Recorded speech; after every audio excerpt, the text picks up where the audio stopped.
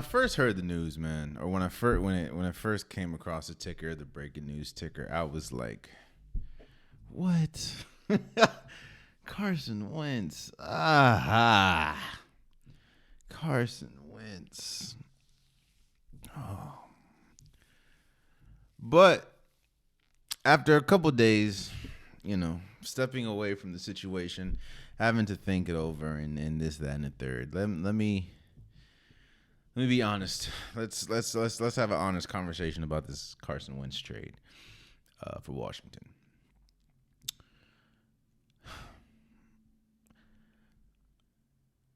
One thing that I do like is that the reports came out that Washington didn't go straight for Carson Wentz. I do appreciate that. Like they made a big swing at Aaron Rodgers. They made a big swing at Patrick Mahomes. They made a big swing at Russell Wilson, who of course was available. But of course none of those matriculated. So the next best thing was Carson Wentz. Now, in a nutshell, man, nobody really wants Carson Wentz on their team. As far as to try to compete for a championship or a Super Bowl, Carson Wentz is not the guy to get it done. I've said this multiple times on this platform. But when you look at the landscape of the free agent market, Carson Wentz was the best quarterback available at the time. I mean, again, Aaron Rodgers decided to go back to Green Bay, which everyone knew that was pretty much going to happen. Russell Wilson, blockbuster trade we talked about last episode, gets traded to Denver. So the next best thing was Carson Wentz. I would pick Carson Wentz over Jimmy Garoppolo. I definitely pick Carson Wentz over Mitch Trubisky, over Jameis Winston, over Marcus Mariota. I mean, we don't know Malik Wills is going to be. Kenny Pickett. I would choose Carson Wentz over them. Now, this is Carson Wentz, man. You know how I talked about Jimmy G, and I said that Jimmy G, as much good as you're going to get, you're also going to get like the same amount of bad, right? This is Carson Wentz in a nutshell. Carson Wentz, when he is good, he is good. Like, when Carson Wentz is good, I mean, I know it was a while ago, but he was a front runner. He was a leading MVP candidate before he got injured the year that the Philadelphia Eagles won the Super Bowl. Carson Wentz, I mean, we saw a couple flashes last year when he was with the Colts, especially against the Ravens, even though the Ravens did come back and win. Carson Wentz threw for like 400 yards, I think, like that. When Carson Wentz is good, he is good. Like, Carson Wentz is a really good quarterback when he is good. But boy, when Carson Wentz is bad, it's not even, oh man. When Carson Wentz is bad, he's worse than god awful. He's damn near unwatchable. I understand the mentality of, play every play like it's your last, right? But Carson Wentz takes that to the extreme. Like the extreme. But yeah, when Carson Wentz is, and that's one of the biggest reasons why he didn't work in Indianapolis. He's so, it's night and day, black and white when we talk about Carson Wentz. Either he is really good, or he's Carson Wentz, when he is bad, he's so bad he may not be good enough to make a college football team. That's how bad Carson. I mean, we've seen clips of him in the end zone just flicking the ball, trying to save a play and throwing it right to the defender for a pick six. We've seen that multiple times last year. But at the end of the day, Washington got the best available quarterback. Do I think he's better than Tyler Heineke or Taylor Heineke? Yes. Do I think that he's better than Jimmy G? Yes. Do I think that he's better than a lot of available quarterbacks at this time? Yes.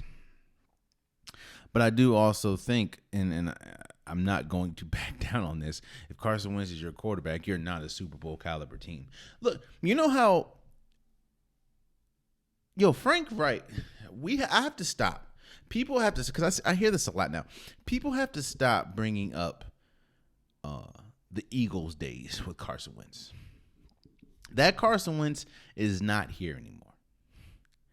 In fact, that Carson Wentz, I don't know if it's a mental thing. I don't know what it is, but he's just, Frank Wright had to apologize to the ownership or the GM of the Indianapolis Colts because he put his neck out on the line for Carson Wentz. And it didn't work out. And the same thing, a lot of things that plagued Carson Wentz the end of his Philly tenure is the same thing that you saw his 1 year in Indy. He's hard to he doesn't really take tough criticism very well. He doesn't take tough coaching very well. His leadership in the locker room is a question. Carson Wentz, he's I don't know how you describe it. Because can you say that he's a good player if he's so inconsistent and so drastically inconsistent like he is? Like think about for people in Washington, right? And again, I'm not happy that Washington has Carson Wentz. I'm not mad that Washington has Carson Wentz. I am a realist of the situation. Let's compare Indianapolis to Washington for a second. Indianapolis had one of the best offensive lines. Indianapolis had one of the best, if not the best, running back last year because Derrick Henry was out. They have a solid number one in Michael Pittman. Their defense is incredible with DeForest Buckner, with Darius Leonard. Their coach, Frank Wright, a really good coach. In fact, one of the biggest reasons why they wanted Carson Wentz is because Carson Wentz saw the most success that he saw in the league with Frank Reich as his coach. Now compare that to and Frank Wright is an offensive-minded coach. Meaning, usually when a quarterback has an offensive-minded coach, they usually get the best out of them because they have a mindset. They have an offensive mindset. Like you look at Sean McVay, you look at Kyle Shanahan. They have some of the best play designs because they're offensive-minded coaches. So Carson Wentz had all that in Indianapolis, and still couldn't win 2 games to make it to the playoffs. And 2 games against people they lost to the Jaguars badly too. That was the straw that broke the camel's back for Carson Wentz and Indy. They brought Carson Wentz to Indianapolis to get them over the hump. They have Indianapolis, and I hear people in the comment section usually say, "Well, you can say that for any team." No, you can't. If you put Russell Wilson on the Jaguars right now, they're not a championship team. If you put Aaron Rodgers on the Jaguars right now, they're not a championship team. But if you put Aaron Rodgers on the Indianapolis Colts, I think they're a championship team. You put Russell Wilson on the Indianapolis Colts, I think they're a championship team. Indianapolis thought that you bring in Indianapolis, and Frank Reich thought you bring in Carson Wentz. Yes, the tape that he has on the recent tape was not there, but you feel that you can get the best out of him because you got the best out of him when he was playing with you or when he was playing for you as a coach or a coordinator.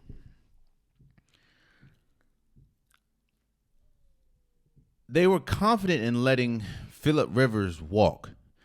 And of course, Phillip Rivers was old. Phillip Rivers was not in his heyday or was not in his prime, but they were confident in letting Phillip Rivers walk because they knew that they have something special in Indianapolis, and all they need is the quarterback. So when you bring on Carson Wentz,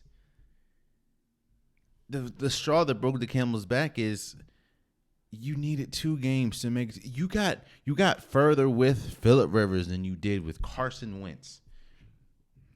And the team that Carson Wentz had was pretty much a better team than the one that Phillip Rivers had.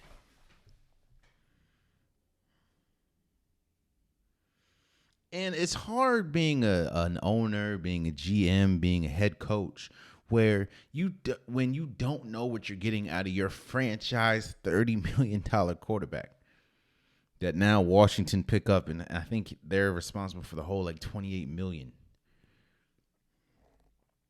But that's hard when you don't know what you're going to get, or it can be over with any play. Now, yes, I understand the NFL is a physical sport, so it can automatically be over with in any play. But Carson Wentz is a reckless player. He's been like that since college, but he's a reckless player. I mean, he had two sprained ankles against the Rams. You only get 2 ankles, and he sprained both of them and still tried to go out there and play. But they needed 2 wins. They needed 1 win in 2 games and couldn't get neither. And a lot of it was because of Carson Wentz. In fact, teams started loading up the box, so Jonathan Taylor was not able to run, and they made Carson Wentz beat them, and Carson Wentz could not. So it sounds like, no, I'm being honest about Carson Wentz. So that's what Washington's getting, and that was Indianapolis. Washington does not have the best offensive line. They do have, I would say, they have a better receiving core. Terry McLaurin, in my opinion, is better than Michael Pittman. See what we can get from Curtis Samuel, Logan Thomas. Defensively, I think when they're right and when they're healthy, Washington could have a better defense. Now they did just cut Landon Collins. Yeah. But you still have Payne. You still have Jonathan Allen. You still have Chase Young when he gets back from injury.